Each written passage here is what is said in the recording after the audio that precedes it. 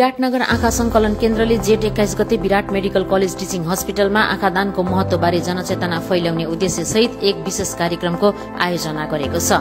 कार्यक्रममा बोल्दै विराटनगर आँखा अस्पतालका नानी प्रत्यारोपण शल्य चिकित्सक डाक्टर मनिष पाण्डेले आँखा दान सम्बन्धी विविध पक्षमा जानकारी दिनुभयो।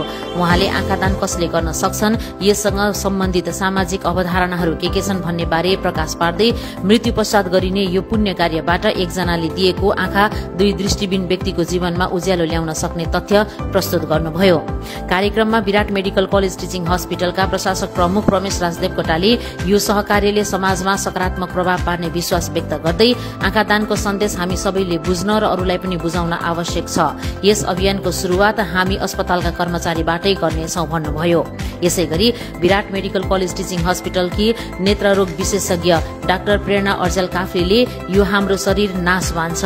अहिले हामीले हेरिरहेको यो सुन्दर संसार हाम्रो मृत्यु पश्चात अरू कसैले हामी मार्फत हेर्न सक्छन्। त्यसैले आँखा दान गर्नु सबैभन्दा ठूलो दान र सन्तुष्टि हो भन्ने कुरा कविता मार्फत प्रस्तुत गर्नुभएको थियो।